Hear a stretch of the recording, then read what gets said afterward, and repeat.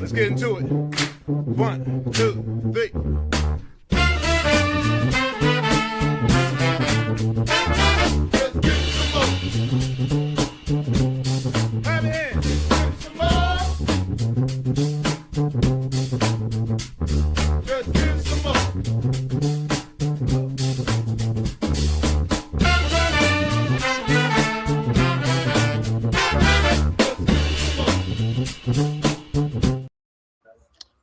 Why, hello, and welcome to My Whiskey Den, your favorite public access whiskey review show where craft whiskey is king and home of the Fat Boy Tasting Notes. Tonight, we are lucky enough to have Emily Vikre from Vikre Distilling in Duluth, Minnesota on. Thank you very much for coming on. We tried a variety of your stuff a couple weeks ago, and we're very impressed and intrigued to kind of jump into that and see how you got started in the process of everything as well too. But before we go any further, Mike, would you like to tell people about the Bar Cart Co-op? I would love to. All right, we are proud members of the Bar Cart Co-op, which is a collection of friends who create content for the whiskey and other distilled spirits public. The Bar Cart Co-op YouTube and Facebook pages have information about upcoming and past special shows, which happen about every quarter. From blind tastings to distiller panels to discussions of special collaborations and the usage of unique grains. The Bar Cart Co-op has educational and fun episodes for your enjoyment. Distillers Talk is the oldest show in the group, hosted by Christy Atkinson and Alan Bishop. It's a conversation with people from distilleries and distillery adjacent that gets into deep and sometimes off the rails and back again discussions with their interviews. New episodes arrive at the end of your work week. And if that is not nerdy enough, please check out One Piece at a Time Distilling Institute. This is a show where Alan Bishop answers any questions about distilling and often puts them to the test. It could be individual grains, mash bills, equipment, or methodology. New episodes come out randomly, so subscribe. Then we have the Bourbon Turntable, where they mix the love of music with the love of whiskey and other spirits. They have conversations with musicians, writers, distillery folks, and common folks about music and whiskey. It releases every Wednesday on all your platforms, including YouTube. And then we have If You Have Ghosts, You Have Everything, which is a show about the spirits and paranormal among us, as well as the unexplained and the spiritual. Subscribe on Spotify to get 5 seasons that are in progress. And last but not least, we have the Whiskey in My Ring podcast, where David Levine talks to people in the industry, and David gives great interviews. David does good notes. David does really good interview shows and all the other things that we don't do.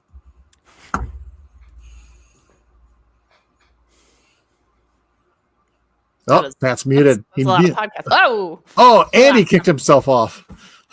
I didn't mean to do either. There was like a heated discussion in the background for a second there, so I just muted things. Wasn't me. Oh, and I know, Mike, you hate being on that side, so there. Yeah. Better. So, Emily, thank you for being with us. We really appreciate you taking the time out of your evening and your time that you have to yourself to come on the show and talk with us and our guests. We really appreciate that. This is fun. It's slotting perfectly in between my 2 kids' bedtimes. It's okay if we have a hard out later. Yeah. If you see a 5th grader wander in with a book, I'm out. That would not be the weirdest thing that has happened. We've had kids wander in, pets, random things. We had a DoorDasher show up one time during a show. That's what keeps it real. Yeah, it's fun. Yeah, and someone from the show ordered the DoorDashing to someone's house here, which is what screwed things up. Amazing. Yeah. But you weren't born in Duluth, but you moved back there very, very young.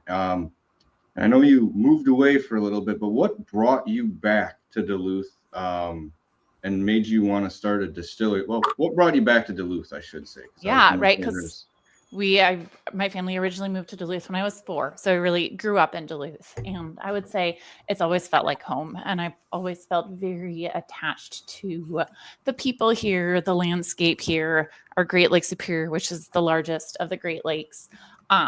But moved away to the East Coast for school, wound up doing grad school. I got a PhD in food policy and applied nutrition, was deep in kind of nutrition, food science, food writing, all of that stuff. And, missed Duluth so much and wanted to be back in this community, but didn't feel like my academic career was going to give me anything here. And then my husband and I were back visiting my parents, and they had just been at a spirits tasting and had been learning about spirits. At the time, I'd done a lot of wine, but hadn't really studied spirits at all. And they were like, all you really need to make great spirits is good grain and good water, like these types of good ingredients. And we were like, well, Duluth has the best water.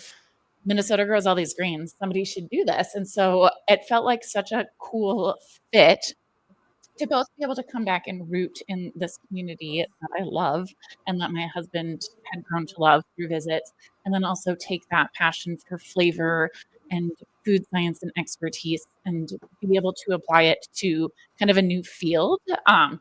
And like I said, neither of us had really been into spirits, but we started learning about it and started researching it and started working with stills and things like that, and became really passionate about how spirits, right? Like the word spirit comes from the idea that you are taking the essence of something, whether it's a grain or a grape or the botanicals that you are steaming the spirits over, and you're capturing the spirit of that flavor. And that has spoken to me as someone who's really passionate about flavors. And so it's been a fun journey to both be working in a creative field and in a community that we love and in the outdoors that we love. Well, it's neat to be able to, like you said, be able to be a place where you love and accentuate the community.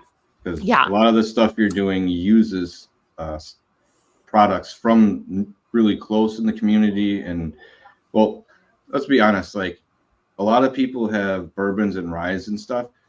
Your other products are incredibly exciting. Yeah. Usually that's where everyone is. Your other line, the aqua, not to say those aren't good and aren't great, but I was going to say Herbal Liqueur, the Aquavit, some of the other gins and stuff you have are really unique and really good at what it is. Thank you. Yeah, right. Like whiskey is fun, but definitely for me, like botanicals, I love feeling like a witch, right? I love the mugwort and the wolfsbane and the wormwood. Well, I was going to say, is that where you kind of had a little bit more love of spirits, came from kind of that side of things rather than like the vodka? Yes. Which is a lot of people's kind of the bland start to things. We didn't even originally plan to make vodka at all. We were kind of strong-armed into it by our fans who were like, you have to make a vodka. And we're like, okay, fine. But right, definitely the love of it came from those herbs and spices and fruits and infusions and the flavor of grain and the flavor of oak, like the different flavor molecules you can pull out and the fascinating things that you can do with that and the different ways to achieve balance with those things too. So came in way more from that than from vodka. Still haven't, no offense to any vodka drinkers out there, but I have not found a vodka cocktail that I like yet. So what you mentioned coming in reluctantly to vodka. Did you then purposely say, fine, but I'm going to do this with it? Yes. So our vodka is a very unusual vodka in that we distill it from 3 different grains. So it includes corn, wheat, and malted barley. And so it still has quite a lot of malty flavor. We distill it usually around 4 times and we do filter it, but you still have some of that sweetness from the wheat and you have a lot of these underlying malt grain notes, cereal notes in it. So it is more complex than your standard kind of corn-based vodka. That's cool. I like that quite a bit. Yeah. And like you said, if you're going to do something, put your own twist on it. And that is make it a little weird. Yeah. Yeah. Make it special and not be whipped cream something. Sorry, I make fun of all the vodka stuff on here. Yes, right. Like it is funny because we love exploring flavor, but we're like not flavor rings. And it's annoying because the TTB, if this is an interesting thing, like the TTB, we have been making a strawberry rhubarb infused gin for the summer. And the TTB is like, it has to be called flavored gin. And we're like, there's no flavoring in it. There's no flavoring in any of our things. We are putting whole strawberries and whole rhubarb in there, but just the way they name the category, it has to say that. So you can't, it's hard to distinguish just from a label, the difference between those things, but no whipped cream flavoring. Yeah, it's not nice when the TTB makes you mislabel your own product.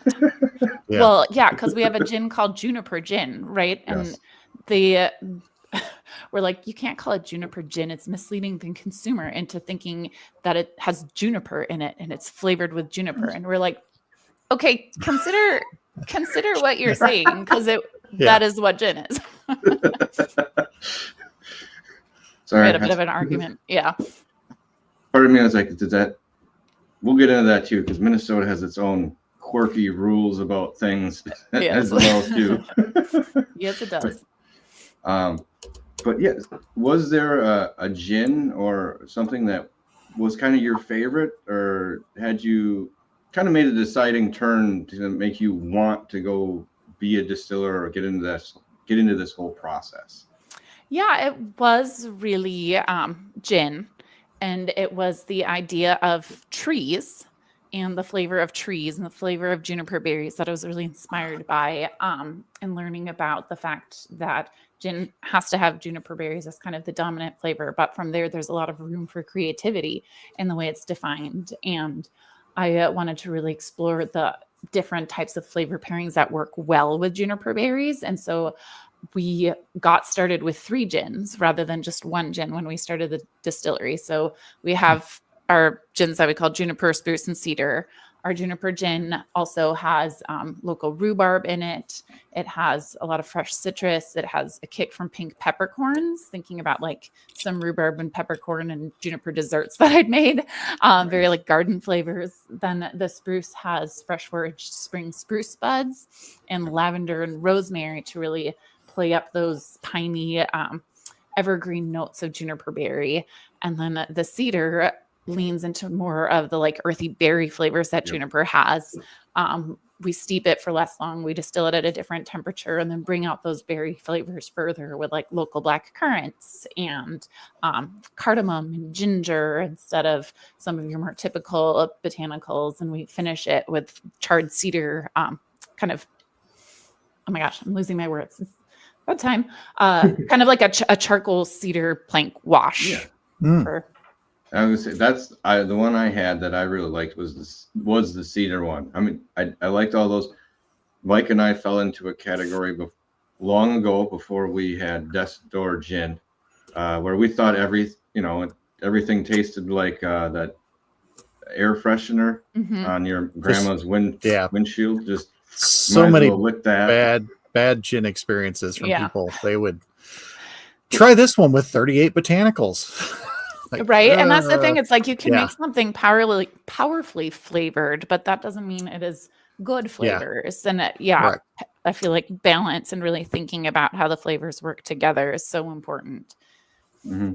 But I liked how you had the 2 different kind of wood note playings with it. Like I said, it worked it in different directions. And for what you guys do with a lot of cocktails, was that intentional as well too, to be able to maneuver that around? Yes, absolutely. We definitely make all of our spirits with an eye towards how will this play well in cocktails, right? And maybe it's a little bit of that Minnesota nice, but we want our spirits to get along with others and not just be like the bold flavored thing that knocks everything else out. You'll notice that with our Aquavit too, right? If you're familiar with other Aquavits, a lot of Aquavits feel like you're being aggressed toward by Caraway, like Caraway is out to get you. And we wanted our Aquavit to have those beautiful Caraway notes, but to have it be balanced out so that they're not fighting with the other things that you might put in a cocktail, but instead complementing it and really being a piece that you can layer with. Yeah. Well, knowing that Minnesota had some weird rules, that's why I was wondering if that's why you had branched out into that more gin, herbal note, some of the Amaro, other things that you have, was just so you have things on hand that are your own to be able to do that, because you have a nice skew of lineup of things. Well, I mean, it's a deep. Not many people have Amaro and a couple other things in there. Few of them are things that you don't see as frequently. Yeah, for sure. Or if you do, it's like, well, those are the 2 brands that make it, and I didn't know anyone else did. But I was gonna say, was that part of the Minnesota thing, or is that just the way you guys were Minnesota laws, or was that a way you wanted to go anyways? A large part of it is the Minnesota laws. When we first started the distillery, Minnesota did not allow any direct sale. It didn't even allow sampling. It didn't have cocktail rooms, anything like that. So for our first few years, especially, we were heavily involved along with a couple of other distilleries that had started. So like Due Nord, Far North, Panther, in going and advocating for some legislative changes. And we've gotten changes. But Minnesota is still like the most restrictive state outside of like Utah and maybe Arkansas. And so a couple years in, the cocktail room law was passed that allowed us to have cocktail rooms, kind of like a brewery has a tap room, but we can only serve our own spirits.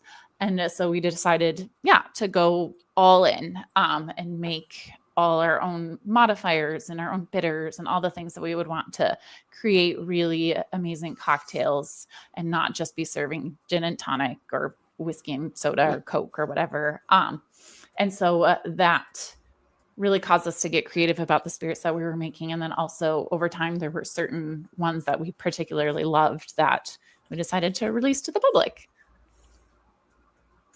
That's awesome. I like when that happens. Sorry, I was getting one other thing. What type of stills do you guys use? We have 2 hybrid pot stills that are from Vendome. That would make sense. Yeah, we have a 1,000-gallon still that's like a hybrid. It has a short column on it. It's pretty small. And then we have another one that has a longer column, and that is a 250-gallon one. And that one also we have a gin basket on, and we have a vodka column that we can run over to. Very cool. What are their names? Oh, hand still and Gret still. And then all of our tanks are named after various Lake Superior shipwrecks, which I don't know if that's good luck or bad luck, but that's cool though. I like the idea of it. Yeah. Do any one of them give you more fits than the other ones? Right. I should check in with our production guys to see if they have one that is more problematic. All right. Well, I know Mike and I had a couple samples left over. I drank the rye already. I went through the rest of mine. So I did. Yeah. I just finished that rye off, the Temperance River Rye, which is very nice. It had, I was going back with my notes when I was repouring it to see if I was picking up some of the same things I had before, and I still got on the nose. There's like mint, hay, and vanilla, and then there was like a Heath bar. Mm-hmm. But then on the palate, there was one of the things we went back and forth when we all talked about this. Like, okay, it's a combination of this flavor and this flavor, and then Mitch and Morgan, who are the ones who they bought all the bottles, they're like, yeah, a Majeska, and it was like, oh. Yeah, that's right. That is that flavor that's off of there. It's got that marshmallow and chocolate and just that. Yeah, it was got a very nice palate to it. Right, but like a bitter chocolate. Right. And so the Temperance River Rye is quite high in local rye. It's about 75% rye, and then some malted barley. And we try to, like any place, we are distilling and aging and then kind of choosing the barrels from our aging stock for releases. And the thing with rye is that it can get very like floor varnishy or very like tree liceny or very peppery. And I try to like select barrels that have different characteristics from each other to really balance it out and give it more of those like hay grass and the like herbal and chocolatey, and it's almost a little bit like leathery sometimes notes to kind of and we age it in the New Minnesota oak barrels, so it gets a lot of vanilla. I was just going to ask if you're using Minnesota oak. Mm-hmm. Yep. But like you said, I really like that one, but unfortunately, like I said, I finished that one off. So. It happens to the best of us. So I'm gonna move on to, right, and that one's nice. It's nice straight. It's nice in a Manhattan too, for sure. A black Manhattan. Well, nice. Yeah. Well, we can get. Okay, let's just head in that realm now. Now you do. Well, that was another thing because we have a few other guests that have actually been to the cocktail classes. But what made you want to start a cocktail camp? Yeah, that was That really is fun. really interesting and something we don't see a lot of people do, but very good for the industry and in general, really. I mean, it's something I wish I'd see more places do.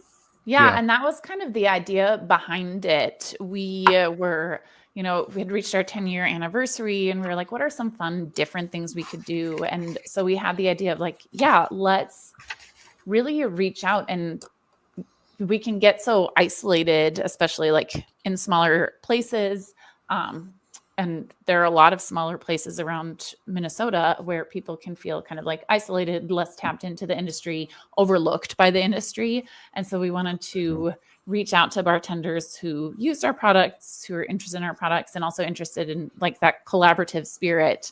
And yeah, do the camp where it's like, let's swap flavor ideas, let's swap tips on bartending and making these various ingredients. And oh, you've always wanted to learn to make your own bitters, like let's do that while we're there, and really create that kind of collaborative lab type of feel where for a few days we're all just like crazy together, really in it.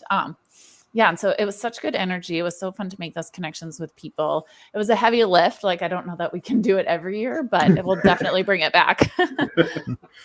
But yeah, it was just something I thought that was very, very, and like you said, the spurning of ideas, just to be able to, someone says something like, wait, what if we, and then I'm sure that like for 30 minutes, you're like, what about this? And then almost 3 people are like, well, okay, I'm going to make this, you make that, and we'll see where it comes out. Just the ability to come up with a really great cocktail at that you could serve it wherever you're coming from and bring it back to, I just think it's awesome. And yeah, right. And it was so fun because people came in with such different ideas. Like,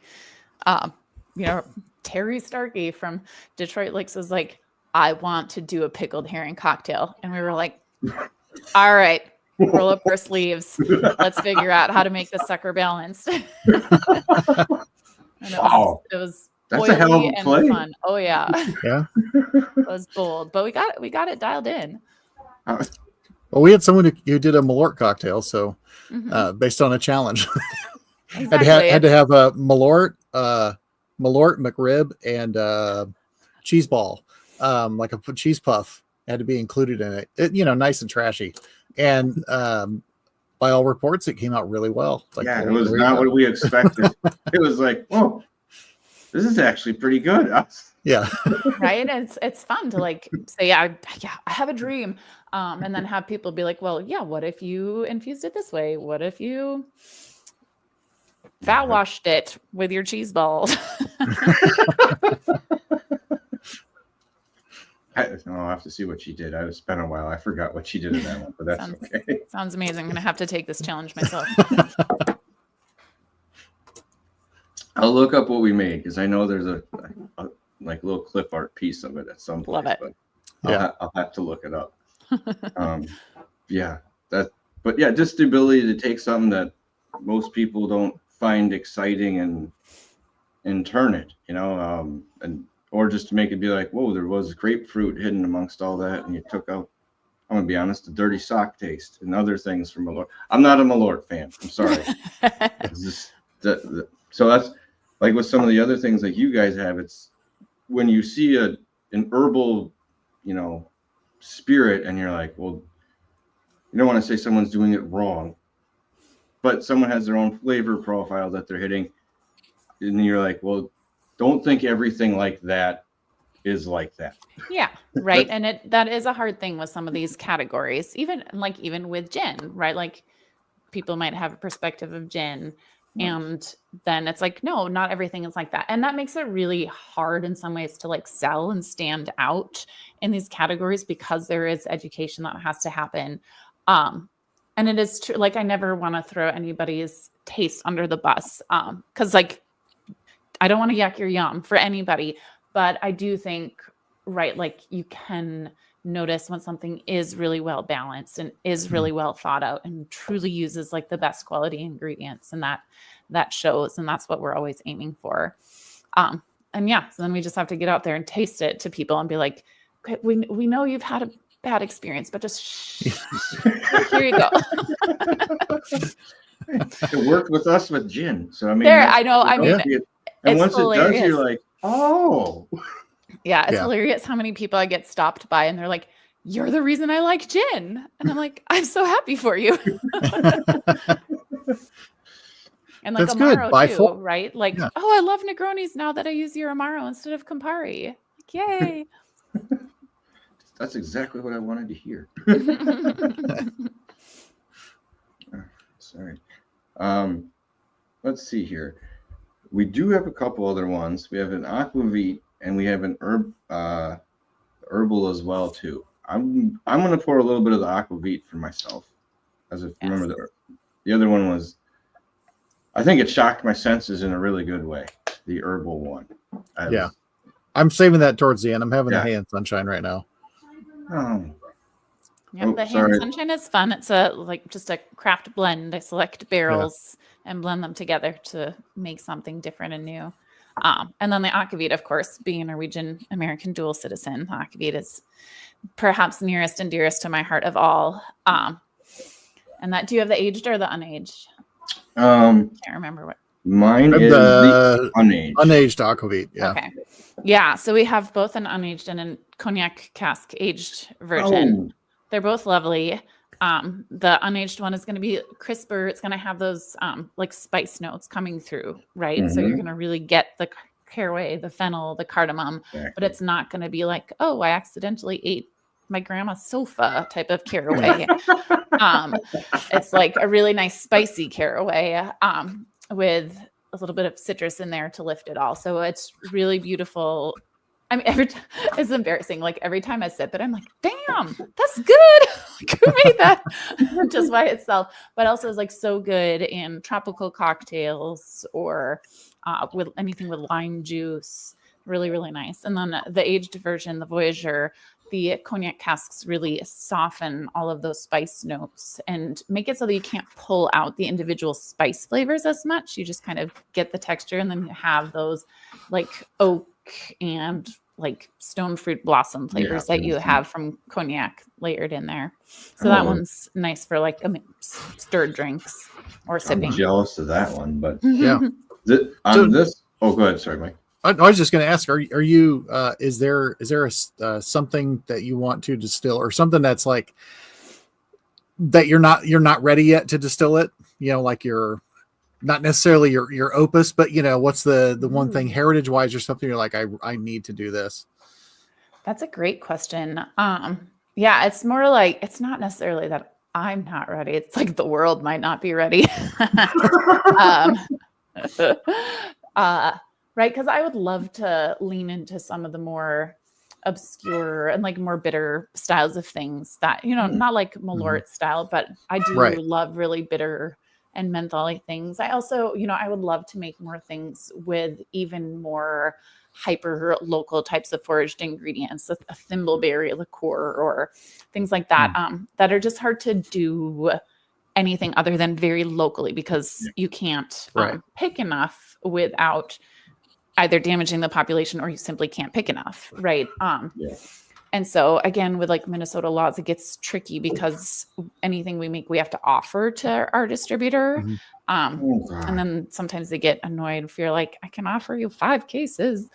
But I mean, our distributor, we have a great relationship with our distributor, so we do work it out, but it just gets tricky to make some of those decisions. But yeah, I would love to, you know, do things with birch water and thimbleberries and choke cherries and some of those things that are harder to get in quantity. Could you get away doing that in the class, using some of those ingredients that normally they would get real weird on? Yeah, I think you can do that in the class, or even just like we will do things like that in our cocktail room, and kind of those small batches in cocktails without selling them as a separate bottled ingredient. Okay. I think the other thing that would be really fun, we did this. Have you heard of Gjetost? It's a Norwegian brown cheese. So it's made from goat's milk whey that's caramelized. So it's this caramelized whey. And so it's kind of goaty and cheesy, but kind of caramely. And we've made it into like a white chocolate, hot chocolate with Aquavit. I think it would be really weird and funny to do like a Bailey's type of cream liqueur, but with Norwegian goat cheese and some That'd tiny, be crazy. tiny weird batch. I like it. That sounds really good. And if nothing else, when you get closer to winter and stuff, or Mhm. I'm like easily start filtering that in. Right, just a little sipper after dinner. I like the way you. Okay, do you guys? Are you a foodie in general too? Just by the way you're approaching some of the things. Are Yes. you? Okay, I was Yeah. assuming so, but I wasn't. I don't love the term foodie necessarily, but I have, let's just say, my earliest memories are of flipping through cookbooks and looking at the photos in my mom's cookbooks and imagining being old enough to like cook things and read the recipes and things like that. So I've always been fascinated by food and flavor. And obsessed enough to go get a PhD, right? I've written 4 cookbooks. This is on the Aquavit. I'm usually, everyone who's watching the show knows I have issues with black licorice notes. It's just the way it is. Yeah. This is very nicely done where you get like a hint of it. It's in there. It's like just a light candy version, and it is not overpowering or pushy. I really enjoyed this. Thank you. And it very purposely doesn't have like actual anise or star anise in it. It gets some of those licoricey notes from the caraway and from the fennel, but without that, kind of pushiness from using anise. Usually the fans will watch my faces when I do that, and they'll know what. They'll know what's in there. Yeah, that's partially why Mike and Mitch or Ben, when I had them come on, I was like, well, that's my opinion. I know there's other opinions, and it can't just be me making faces like that. Right. Some people love licorice. Yeah. I need a correction. I need people to be like, no. Yeah. He's not right. Don't listen to that guy. And I grew up not liking black licorice, but I like that nose and I like that taste in distilled spirits. Mm-hmm. It's just friendly and faint. It is very nice. That one's really, really ooh. Or some like in some unaged spirits in particular, but some aquavits are this is not bad at all, but I find some of them are almost too bright that it's just it's so light and yes, there's flavor, but everything just kind of disappears really quick.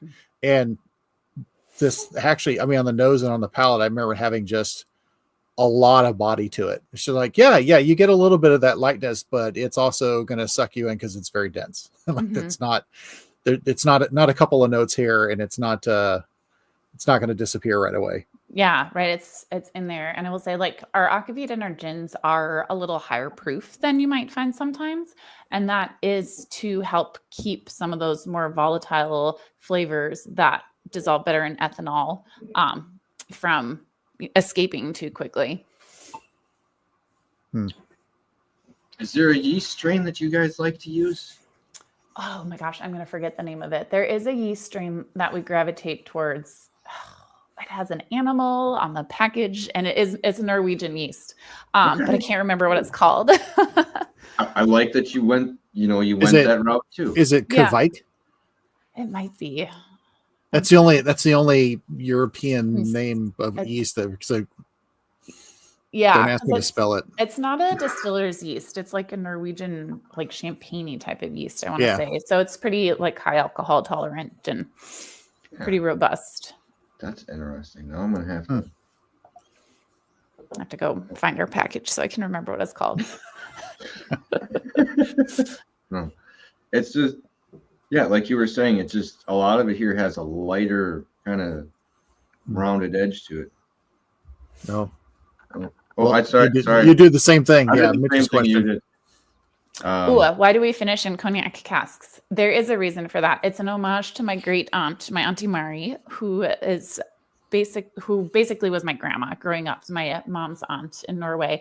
And I just remembered her always having a cognac and a coffee after dinner, after any nice. So she's just obsessed with cognac. And so I wanted to kind of honor that spirit. And a lot of Norwegians actually are very obsessed with cognac. And so I thought it would be fun to integrate those flavors into some of our spirits in a different way, since we can't make cognac since we're not in France. And We've done some small scale brandy projects, but we're not a brandy distillery currently. Mm-hmm.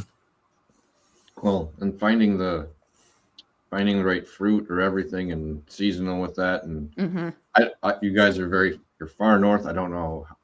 That could be difficult with some things. Yeah, you can get like some strains of like some types of grapes to grow in southern Minnesota and in Wisconsin, but they're hard to ferment to a high enough alcohol to get too much out of. And then there's, you can do like apples. And so we've distilled some cider from some local cideries before, but our fermenters are not equipped to be fermenting mashed up apples. We do not have that kind of fermenters. Oh, it's always good to figure that, to know it beforehand or figure it out once and be like, no. Yeah, right. Like people ask about rum too, and this is a me issue. I don't like rum. So there's that. But also when we were first learning to distill, we were learning at a rum distillery in Ipswich, Massachusetts. And we were like, we will never do anything this sticky ever. Yeah, that's extra cleaning, that's for sure. Yeah. That's nasty.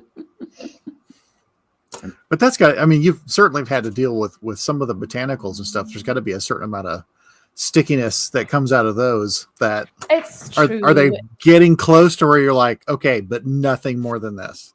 Yeah, right. Like we use local honey for sweetening the herbal liqueur. And then we also do our sugar bush whiskey is finished in bourbon barrels that have held local maple syrup from a friend of ours who has a maple farm.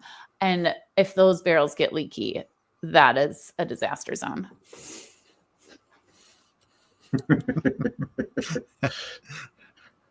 Sounds like you found out the hard way. Yes, absolutely. That was some elbow grease that was required to get rid of those spills.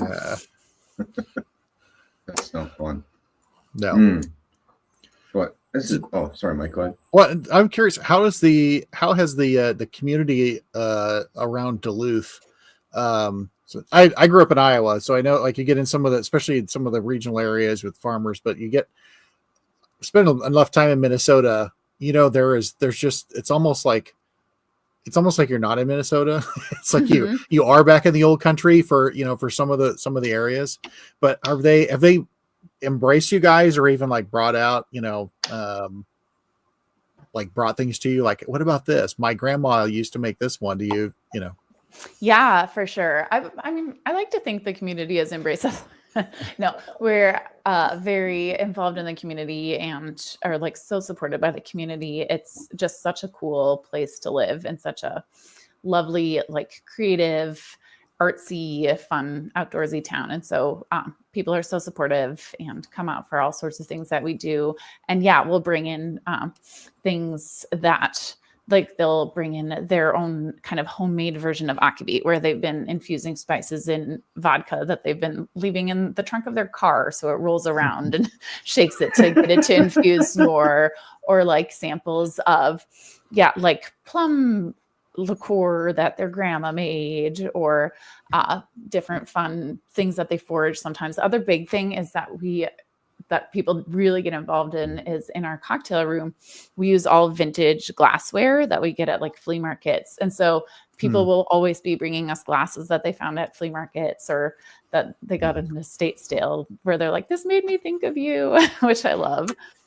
Sometimes they're more exciting to drink out of. Yeah. Mm-hmm. That's Absolutely. really cool. Cause I remember we got after when my grandma had passed, everyone wanted different things, but I wanted like some of the little glassware and stuff. And they would just all those memories when you're a kid. And then we went to years later, walked by a group of garage sales going on while we were visiting Iowa. And then there were some of these same glasses that I'd never seen anywhere except for my grandma. So we were asking like, well, well, my grandma had these. Like, okay, so apparently every grandma had these glasses at some point that, so we bought more of them. Things so we that could are have popular in specific areas. It's so fun. Because they're a little awkward to drink out of, but they're kind of, they're also kind of cool. And, so I'll break the garage sale ones before my grandma's.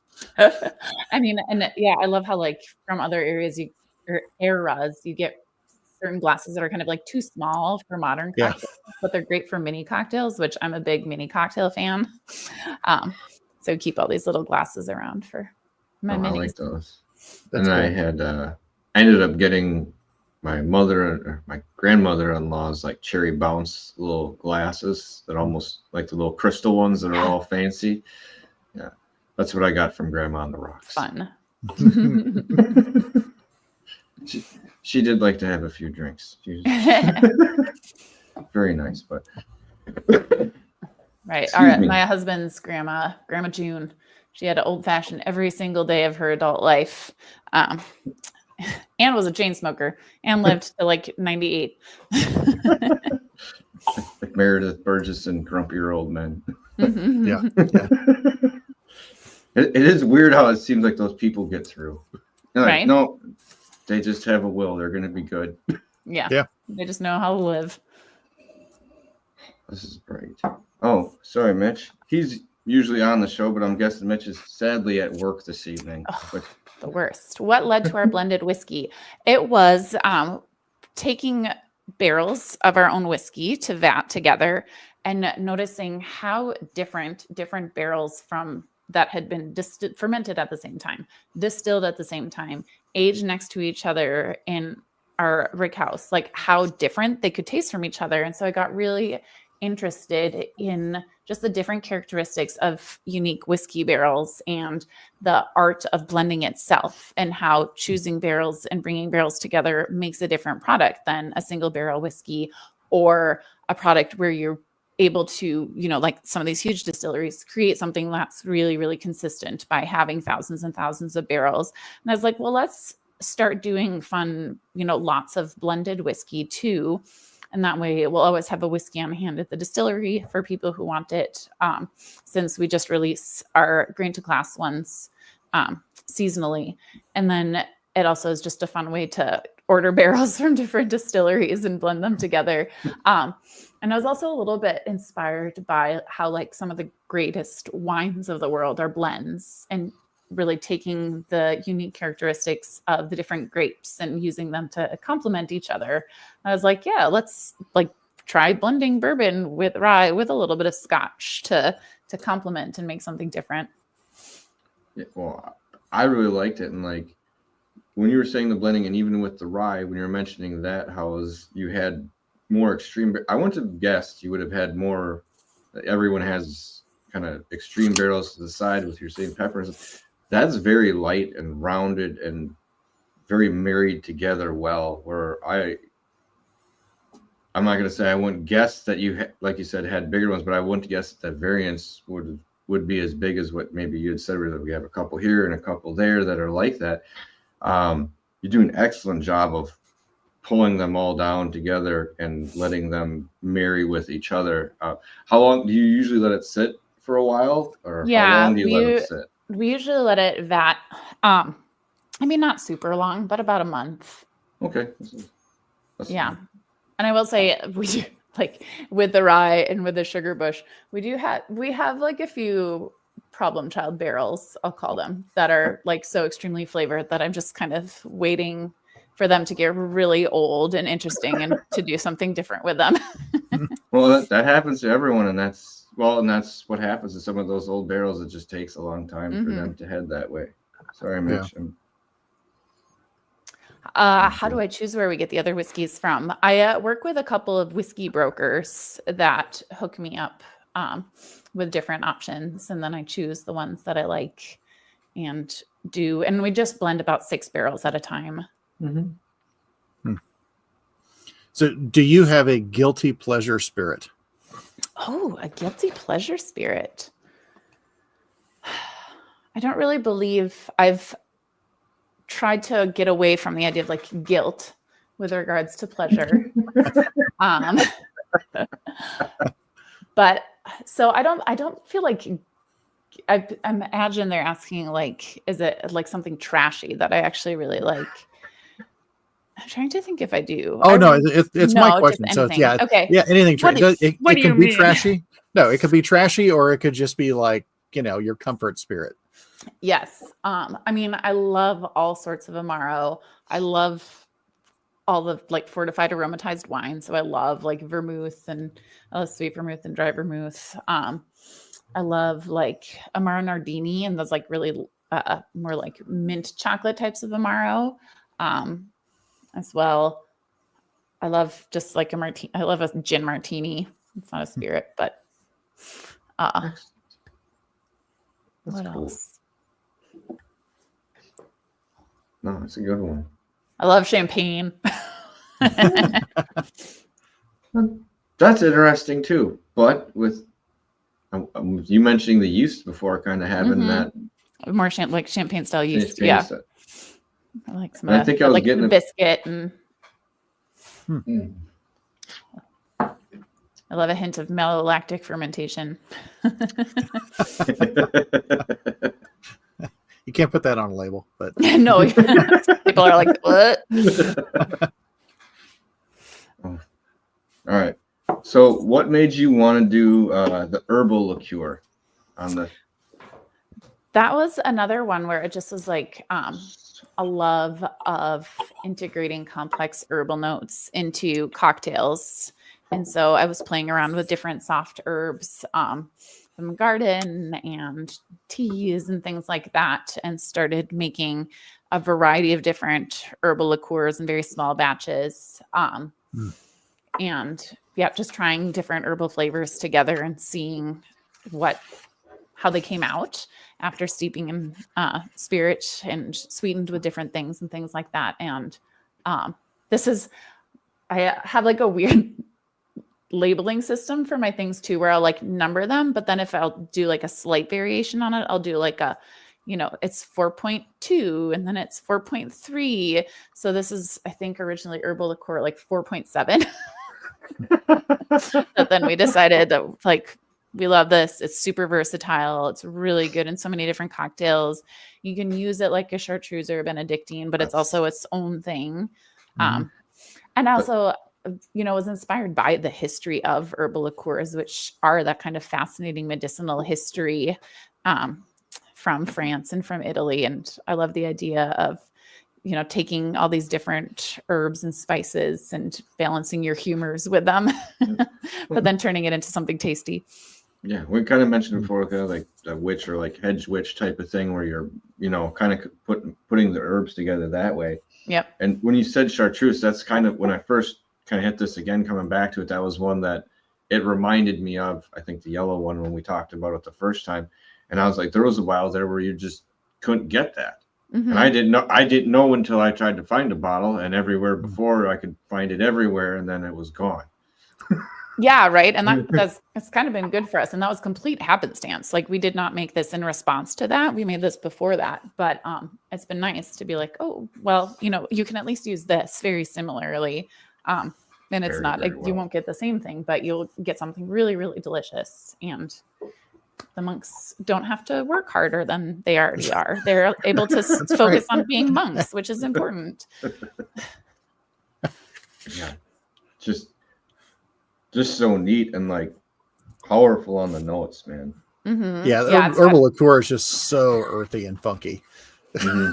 Like it's got a lot of different herbs in there, and it has that raw local honey in it too, which gives it this extra funky type of sweetness that definitely is reminiscent of like a farm hayfield. That's in it, because I was gonna say that the honey note you get and that funky, I think that's just a neat way to play it into it. I was gonna say, I think I was working more towards. It was hard for me to nail, because you usually get that funk with some other finishes and stuff, and that just had a neat little play to it, right on it. Yeah, and there's you'll get chamomile in there and lemon verbena, which also goes so nicely with honey, bay leaf, all sorts of. But it's like 32 different botanicals in there. Wow. That's a lot more botanicals than I thought you would say, because it's not because a lot of times they fight, there's so many in there, they fight. Yeah, and it's always my goal to layer things in to get the complexity without the fight. And that's also why there was many iterations where I would adjust just one bit of botanical, right, to try to bring that evenness where you can it still adds something, but it's not fighting with anything else. Well, and at 32, you're just, like you said, 4.7. I could only imagine, like, you're seriously like, oh, 2 more drops of this. Look, Yeah, there. exactly. Ooh, You're that's like, yeah. no, damn it. Never mind. I was wrong. Oh, a little more of this. A little bit, like, that's like the mad scientist neat part behind the whole thing, but it is really a really nice herbal drink. It's super impressive for what it is. Thank you so much. Yeah. We love it. I mean, we love all of our things. Otherwise, we wouldn't make them. That's great. Weird because after trying this stuff, because I haven't. Yeah, I guess I haven't been up north since we tried all this. But I've got three trips in the span of 5 weeks to go north of Iowa, and so north and or east of Iowa. So yeah, it's on the list to pick stuff up there. Nice. How far out is your distribution, by the way? We are distributed across Minnesota and Wisconsin, and we have a little bit of distribution in Nebraska and Michigan. And the Iowa is state controlled. So we ship things to Iowa. Somebody special orders them, and we can't figure out who it is. So there's a lot of our products are somewhere in Iowa. Really? That's interesting. And we've tried tucking notes in the boxes and be like, who are you? Please write back to us. But we haven't heard back. That's awesome. It would be great if you got a card like that when you open up, like, what the hell is going on? Like, who are these sure, people? I'll do this. The closest that well, not the closest because I've gotten some is Ace Spirits, because they'll ship just about anywhere, and they've got. I think when I last was on there, I think they had 3 of your things on there. Yeah, they have a couple. Yeah. Yeah, there used to be a lot more places that shipped, and then they kind of changed the regulations, made it harder. And there was a while where they just kept switching them every couple, like once a month. They'd be like, "Well, they can send it to your state, but these guys can't. Those guys can." And I'm like, I remember going, I'm pretty sure it's all illegal in Wisconsin, but if it gets here, it gets here. Yeah. So, well, yeah. Speaking of, I guess I don't know if you call it legislation or we'll say rules. Is the rule still in place that at a distillery you can only sell 200 mils, or is that gone now? The rule has been expanded, so we can sell 750 mils per person per day. Oh yeah. Still one bottle or more than one bottle? So you can sell up to 750 mLs in various sizes, but you could sell one 750. You could sell 2 375s. Yeah. Okay. So it's still no tight. Limit at a liquor store. Still no limit at a liquor store. Exactly. Right. But it is so silly when then you like go to Wisconsin, you go to Michigan, and they can sell unlimited bottles out the distillery door. And we're like, just small things that could easily help you. And I don't really think hinder that many people. Yeah. Right. There's a lot of research now from other states showing that it has net benefited everyone in the system. But there you go. Yeah. Well, we hope that changes for you, because we hope it changes over time too. We've always picked on Minnesota a bit for that kind of. Texas was like that for a bit too. They're still still not great. They went from 2 bottles a month from a distillery to 4. See, there we go. That's Yeah, and but you can go to the liquor store doubling, but doubling isn't that impressive when you're starting that low. Yeah. Yeah. That is true. Yeah, it's not cool. Well, I don't think I'm going to make a master blend tonight. I think we did that. Usually we do. We've done that in the past, but obviously I think I'm not going to do that tonight, because I think the herbal one's going to take over a titch on that. We did do that, and it did take over, because I still have my notes from the last time. But yes, the funk. The funk from the herbal liqueur, the good funk, the delicious funk, also carried over along with just the strength of the herbal. But no, I'm not going to do it either, because I'm saving. Because we, truthfully, I've got from the samples that we got from Mitch, both the Aquavit and the herbal liqueur, I got them marked to save up for our end of the year best of. So they're Fun. yeah, but very, very impressive. Yeah. Mm-hmm. Both good in a gimlet. They're just both really good with lime. You're selling a lot of Just bottles saying. tonight. Yeah. Do you, before we get going, what's a cocktail that you like making, or what's your favorite cocktail yourself?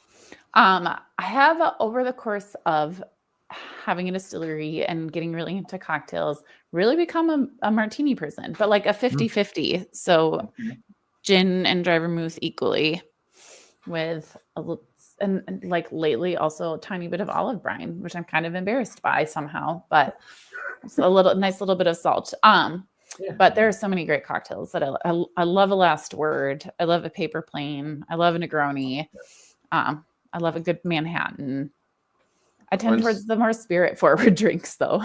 No, there's nothing wrong. Well, a lot of times the sugar ones are how you get headaches, or in general. I'm like, you load up on those. I'm like, yeah, you're not feeling good the next. Like, no wonder you're not feeling good. Yeah.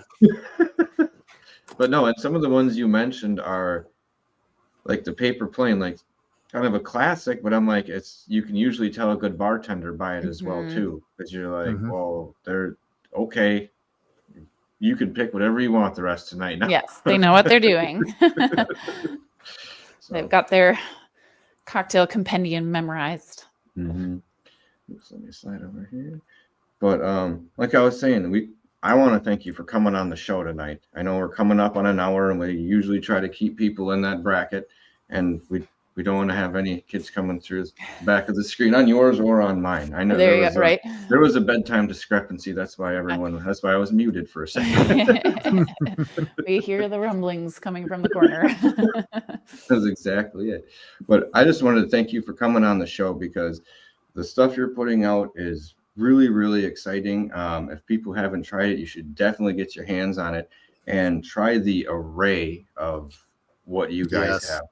That's usually how we tell people how you have there's a lot of craft distilleries that have some good products, but to have a good craft distillery, you have to go in, and when you're having things you don't normally try, and those are all good, or, that's what surprised you and kind of torqued your head.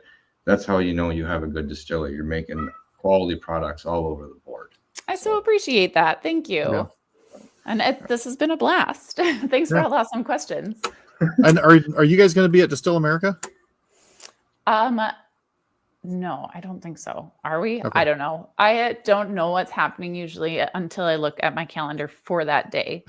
I'm not the organized one. People tell me where to be when. I am the mad scientist, right? Everyone's got their responsibilities, So maybe we are. I'll have to check.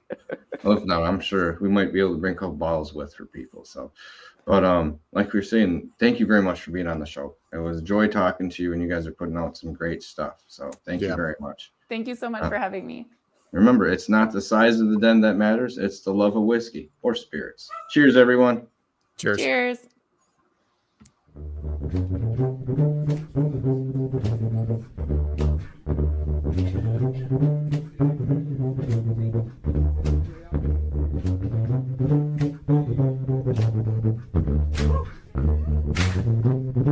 Thank you.